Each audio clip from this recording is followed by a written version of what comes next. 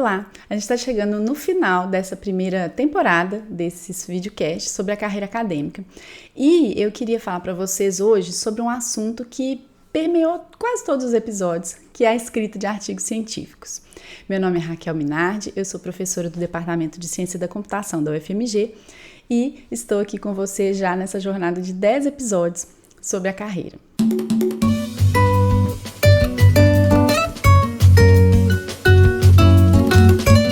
Oi, gente. Bom, hoje é o último episódio. Dependendo das sugestões de vocês, a gente vai pensar em fazer uma nova temporada, vamos ver. Mas eu acho que a gente gerou aí um compêndio, né, um compilado de conteúdos úteis para muita gente, né?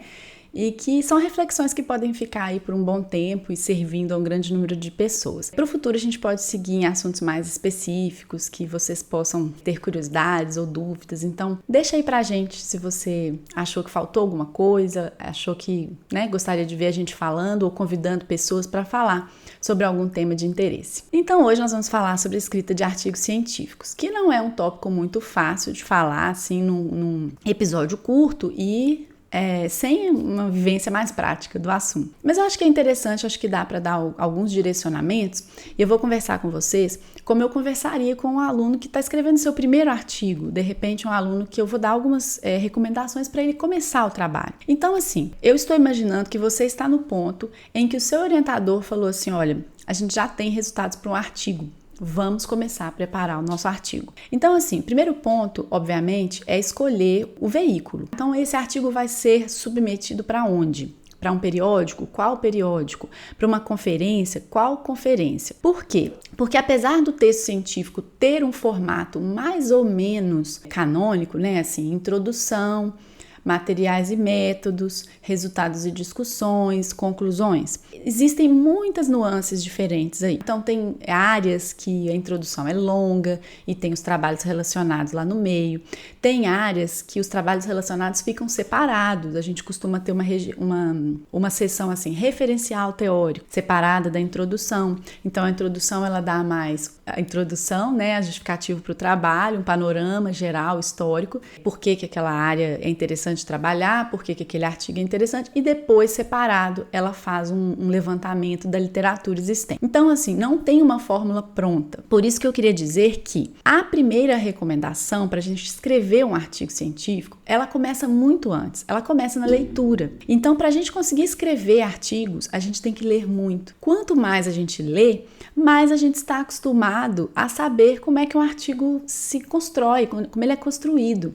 Então, você lê as introduções, é claro que tem estilos muito diferentes, cada revista pede formatos diferentes, mas quando você está acostumado a ler os vários artigos da sua área, das várias revistas da sua área, quando você tem que escrever, você já tem uma noção muito mais clara de como organizar o seu material. Então a primeira coisa é escolher a revista. Por quê? Porque você vai lá na revista, vai buscar nas instruções para autores, né? Geralmente tem uma seção instruções para autores.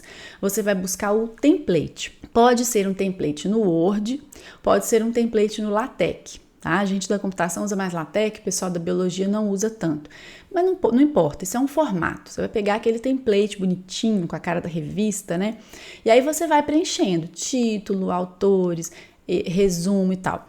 Na ordem que aparece? Não, eu não recomendo fazer assim na ordem que aparece. Eu recomendo começar a escrever todo o trabalho, toda a apresentação de resultados, né? Seja um seminário, um artigo, um relatório, uma dissertação, eu recomendo começar a escrever pelos resultados. Então, minha sugestão é, coloque os seus gráficos, olhe todos os gráficos que você fez, os mais importantes, que você acha que devem entrar no artigo, e aí você coloca eles nos resultados. Daí você organiza a sua seção, você faz assim uma espécie que a gente chama de outline, né? Você lista as subseções que aquela seção resultados e discussões vai ter. Então, resultado A, resultado B, resultado C e tal, e vai enchendo de gráficos lá dentro.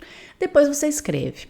tá? Então você vai soltando, né, solta o verbo ali, sem muito refletir, tá? Eu já vou escrevendo em inglês, não escrevo em português não. Mas eu sei que tem gente que gosta de escrever em português, eu acho que é um retrabalho. Mas então você solta o verbo, vai falando o que aquele gráfico diz, explica bem os eixos, eixo X, eixo Y, as cores, explica, coloca as legendas bonitinhas, vai escrevendo, lembrando de sempre colocar conclusões, tá? Pequenas conclusões. Então, neste experimento eu concluí isso, neste experimento eu concluí aquilo e tal. Daí você vai trabalhar bastante essa seção de resultados. Eu gosto de fazer assim, trabalha bastante os resultados. Por quê? Porque aquilo é o que o artigo tem de mais importante, são as contribuições do seu artigo. E tem que ficar bastante claro para você quais são as contribuições do seu artigo. Você não vai começar a escrever um artigo pelo título, pelo resumo. A gente pode começar a escrever pela introdução? Muita gente começa a escrever pela introdução. Só que a pessoa vai longe, né? Ela vai lá na lua e volta. Ela fala de toda a área, recita um referencial teórico gigantesco. E depois, quando a gente vai ler aquele trabalho, a gente fala assim, mas isso aqui não tem a ver com a principal contribuição do seu trabalho, entende? Então, a escrita dos resultados, a escrita das conclusões, que pode se seguir aí, né? Resultados, discussões, conclusões, perspectivas. Isso aí vai guiar o resto. Então, assim, não é toda a metodologia que você trabalhou, que você, né, todos os experimentos que vão entrar no paper. Não é. E se você começa a escrever do início para o fim, você vai listar um monte de metodologia lá que talvez no final você não vai apresentar. Então, eu gosto de trabalhar com o orientador, né, e o orientado, os resultados, o que entra no artigo, todos os gráficos, tudo bonitinho, combinando, perfeito, legível, figuras, fontes enormes, né, bem legíveis, compatíveis entre si e tudo mais. Tá fechadinho o resultado? Aí você pode passar para a metodologia. Você vai explicar tudo aquilo que é necessário para a pessoa, por exemplo, reproduzir o seu trabalho, bem detalhadamente, segundo o padrão da sua área. Então, isso é muito importante. É por isso que eu falo, ler os artigos e estar bem acostumado com a literatura é essencial para escrever. Tá? O que eu escrevo aqui na metodologia? Eu fiz um docking. Aí eu escrevo assim, usei o autodoc? Não, você tem que escrever os parâmetros que você usou, como que você fez, como que você, né, quantos indivíduos, quantas gerações, você tem que dar os detalhes que permitam que a pessoa reproduza o seu trabalho. E se você já leu outros trabalhos parecidos, isso vai ser bem tranquilo. Eu gosto de escrever por fim a introdução. Porque aí uma vez que você já sabe toda a história que você quer contar, né, já sabe a sua contribuição, e aí você vai guiar o usuário, o leitor, né? Então você vai levar ele lá do início daquela área, da motivação, por que é importante, o que já fizeram e tal, todo referencial teórico, tudo, até chegar na lacuna, que é o seu trabalho. Onde este trabalho vem colocar mais um tijolinho ali na parede do conhecimento, né? Porque ciência é isso, a gente vai construindo uma parede enorme, um muro enorme, com tijolinhos que vão sendo colocados em cima dos trabalhos anteriores que já foram feitos e já foram publicados. E aí, muito por fim, a gente vai para o resumo e para o título, né? O resumo tem que ser muito perfeito, muito bem trabalhado. É um texto pequeno, mas ele tem que ser muito bem trabalhado, mostrando por que é importante aquele trabalho, né? Como foi feito, né? Os principais detalhes metodológicos ali, bem resumidamente, os principais resultados, para a pessoa olhar aquele artigo e ter vontade de quê? De ler, tá? Então, quando você tem um artigo com um abstract ruim, você fica na dúvida, será que a pessoa fez isso? Será que não fez? Né? Em muitos casos, você nem lê. E aí, o título é a última coisa. Então, assim, o título, ele é muito importante para que o seu artigo seja encontrado. Tá? Então, ele é o primeiro filtro, ele é a primeira peneira nessas máquinas de busca que tem aí hoje milhões de artigos, e o que você quer é que o seu artigo seja encontrado, lido e citado, não é mesmo? A gente faz um trabalho bem feito, um trabalho de muito tempo, muitos anos, e o que a gente quer é que esse artigo tenha visibilidade, ele seja útil, seja lido e citado. Então, o título é a primeira peneira. Tá? Eu gosto de trabalhar com as palavras-chave, são importantes por causa disso, né? A gente trabalha assim, quais são as palavras que não poderiam estar de fora do meu título? Ah, é um modelo, é uma rede neural convolucional? Beleza, eu trabalhei com uma proteína específica do SARS-CoV-2. Então, assim, você tem que pensar nas palavras que tem que compor o seu título encadeadas de uma forma bonita, fluida, né? Mas são as palavras que não podem estar de fora do seu título. O título é a primeira peneira que vai aparecer lá na máquina de busca. Depois, o abstract. Se o abstract estiver ruim, a pessoa vai ler o abstract e jogar o seu artigo de lado, certo? E aí depois ela vai tomar a decisão de ler o artigo. E aí ela vai fazer lá uma olhada diagonal, provavelmente ela vai direto nas suas conclusões. Então cuidado com as conclusões também, né? Porque às vezes a gente vai na conclusão e a gente repete algumas frases do artigo. Então, neste trabalho nós propusemos um método blá para fazer isto, tal, e aí no fim ele foi bem sucedido. Não foi bem sucedido, né? Quais foram as contribuições? O que você encontrou? Quais são os achados? Porque a gente vai na conclusão. Então a gente tem que fazer um exercício interno nosso, né, de tentar ler o nosso artigo com esse olhar. Se eu ler o meu artigo com o olhar de quem não leu nada, e eu vou lá ler só a conclusão, o que está faltando aqui? Dá para entender? Não dá para entender? Tá estranho? Não tá estranho? Entende? Então a gente tem que fazer esse exercício. Escrever um artigo leva tempo. Leva trabalho, leva retrabalho, leva releitura. Muitas vezes a gente fica cansado, estressado de tanto ver aquele mesmo texto.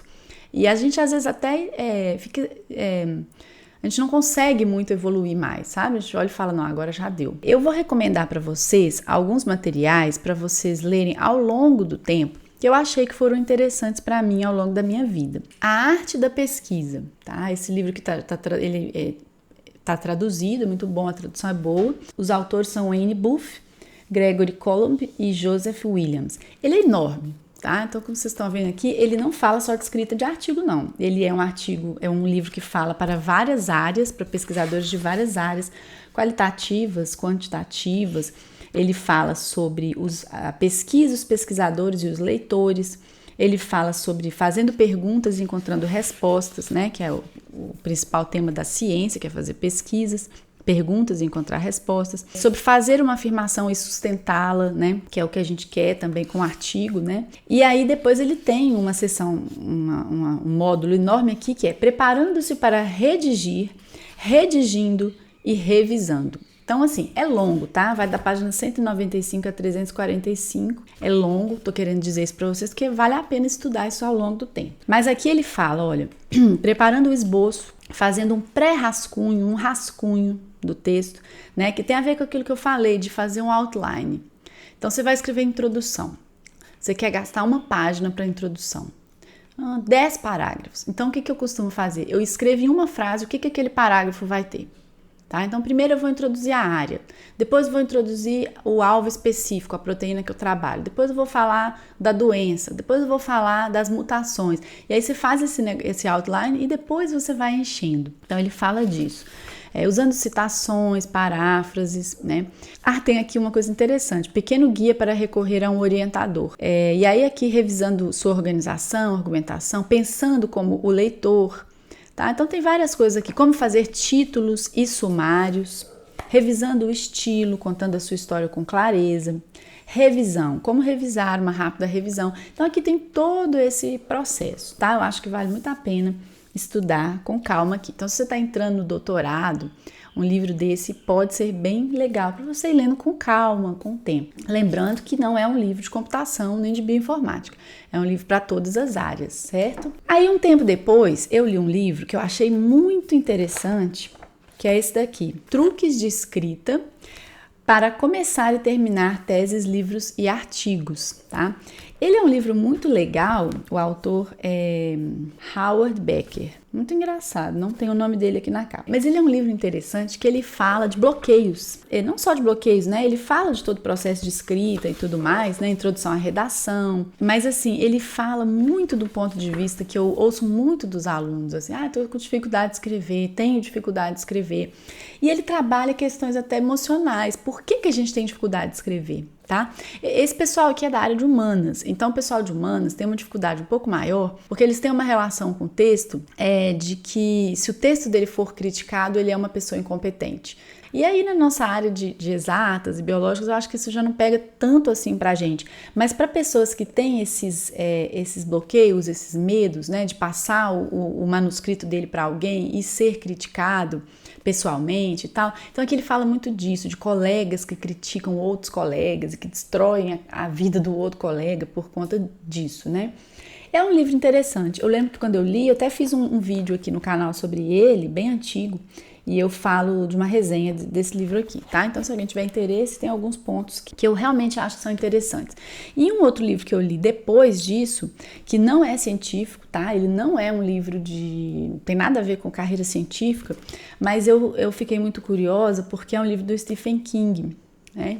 Que é autor de best-sellers aí. E ele chama Sobre a Escrita. Eu gosto muito dessas abordagens, assim, porque imagina uma pessoa que é muito lida, falando sobre técnicas de escrita, eu acho que é imperdível. Mas ele, assim, alguns pontos que ele fala que eu acho muito interessantes são a questão de limpar o texto. Porque quando a gente está inseguro com relação a um texto, a gente tende a encher de palavras, a gente tende a falar demais, a gente tende a explicar de novo a mesma coisa, a gente tende a fazer frases que pareçam bonitas, rebuscadas, cheias de palavras interessantes, a gente tenta se fazer parecer interessante. No entanto, quando a gente lê um bom paper, a gente vai ver que eles são muito diretos ao ponto e muito claros. Então ele mostra, né, é um exercício que ele dá até para os alunos dele, se não me engano, de pegar uma frase e ir limpando e cortando ela toda. Fala, o que sobrou dessa frase? O que precisa ter nessa frase? Quais as palavras que realmente significam alguma coisa? E eu vejo isso muito nos textos dos alunos, tá? E a gente tem muitas vezes eles escrevem coisas longas e complexas, frases invertidas na voz passiva, sabe? Coisas estranhas, assim, que você fala assim, nossa, mas podia estar escrito de uma forma tão mais clara. Então escrevam com clareza, com simplicidade, eu acho que é a melhor coisa. Sempre peça a um colega para revisar ou a mais colegas. É muito bom ter isso no grupo, quando o grupo tem o costume de um ler o trabalho do outro, fazer críticas, fazer sugestões.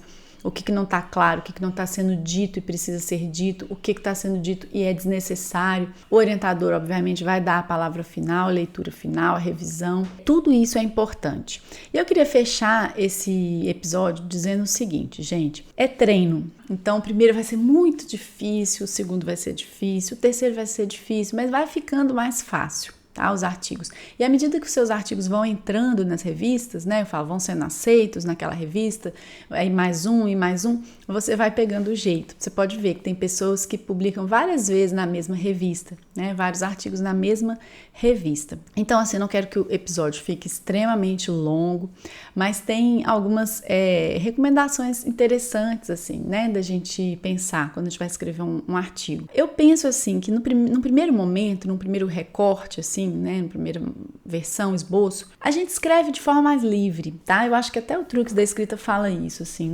Na primeira versão, a gente vai de forma mais livre, deixa fluir. Sai ali tudo que você pensou, a forma como você contaria essa história, a forma como você fez o trabalho, a forma como você enxerga os seus resultados. E aí depois, realmente, envolve muito retrabalho. Ele fala disso aqui, tá? Envolve muito retrabalho. Não adianta você pensar que vai ser uma versão. A dissertação, a tese, até dá para fazer 2, 3 versões, assim, no máximo, né? O orientador leu uma vez, leu o segundo e falou, tá ótimo. Mas o artigo, realmente ele envolve um retrabalho e é cansativo, esgota a gente, principalmente quando o artigo vai e volta da revista, pedem um monte de coisa, a gente tem que revisar de novo, ou é rejeitado, a gente vai mandar para outro lugar, aí tem que cortar, reduzir as páginas, enfim, tá? Então, assim, é um trabalho, tá? O artigo é como se fosse um filho, né, que demora muito para nascer, mas quando nasce, quando é publicado, a gente colhe os frutos dele, né? A gente divulga, a gente faz, né, dá seminários sobre ele fica ali fazendo parte da nossa história, da construção do conhecimento na nossa vida, né, do nosso pequeno legado aí. Então é muito interessante. Por fim, não poderia deixar de falar das ferramentas mais modernas que o pessoal está usando, né? ChatGPT, por exemplo. Ideias para usar o ChatGPT na forma de apoio. Você pode pedir o ChatGPT para te ajudar a listar, para fazer o outline do seu artigo. Não vou escrever um artigo sobre isto, meus resultados são estes. Quais deveriam ser as subseções da minha os parágrafos da minha introdução? Ele dá ideias, tá? Ele te ajuda a ter ideias. Mas assim, nunca, jamais, em tempo algum, pense que ele tá certo. Porque como é que você vai saber que ele tá certo? Ele vai te dar uma ideia ali com base no treinamento dele, tá? Não quer dizer que vai ser a melhor opção. Então, critique, cuidado, tá? E assim, cuidado também com pedir o ChatGPT para escrever o texto para você. Escreva uma introdução para mim sobre isso. Não faça isso. Primeiro, porque você é uma pessoa inteligente e você quer evoluir, você quer aprender, você quer ter cada vez mais capacidade de escrever o seu próprio texto. Isso é essencial para o ser humano, é essencial para o cientista. Então, você não vai pedir o ChatGPT para escrever o texto para você, correndo o risco aí de atrofiar seus neurônios aí, né? Mas você pode pedir ele para corrigir. Tá? Então você manda um texto e fala, torna esse texto mais claro, mais simples, mais limpo para mim, é um artigo científico. E aí ele vai modificando e você vai avaliando criticamente, com cuidado, as sugestões que ele faz.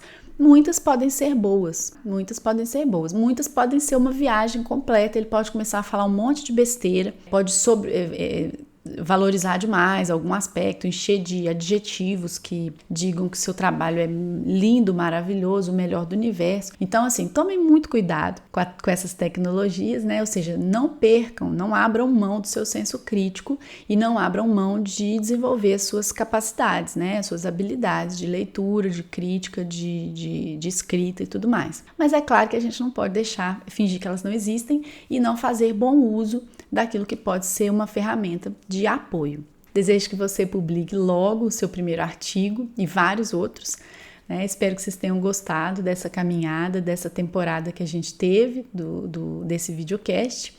E não deixem de deixar aí as sugestões de vocês, caso vocês ainda achem que tenham temas que a gente não cobriu nessa temporada, tá bom? Muito obrigada!